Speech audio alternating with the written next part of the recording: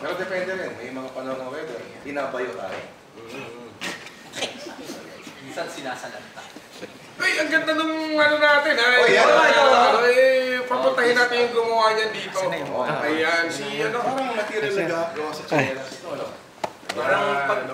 Ito yung na-interview ko to. Sila yung Pinoy Malikhain. Yan. Nagpapalabasan sila ng mga puppet sa mga tawag dito? Sa mga street children, sa mga bayampunan, tsaka sa mga nasalanda ng mga bagyo tulad ng bagyong Yunan.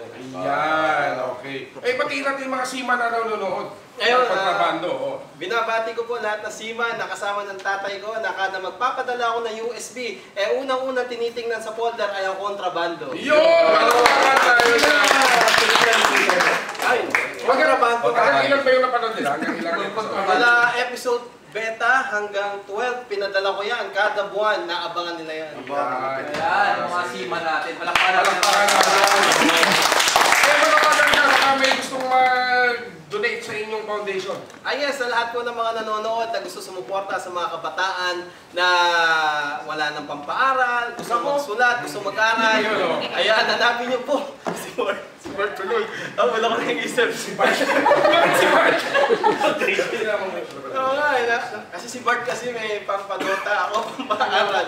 Sa lahat po na gustong mag-donate ng lapis, ballpen, papel, mga lumang laruan, ito na po yung pagkakataon nyo na i-donate po sa Pinoy Malikhain. Hanapin nyo lang po kami sa Facebook. Ayan, andito lang yan. May babasa natin dito. Babasa nyo po dyan. At handa po kaming ipadala yan sa mga nangangailangan po mga bata. Okay, palakpakan natin.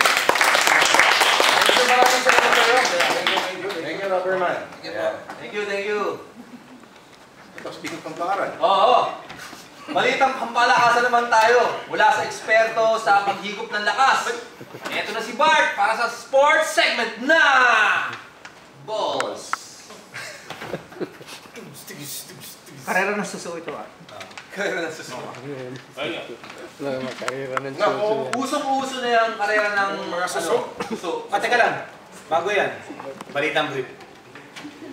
Maganda pinuputol natin, report mismo eh. Teka lang, balitang brief, tas talagang abrupt talaga yung pasok. Ano yung balitang brief? Oo, mahala na.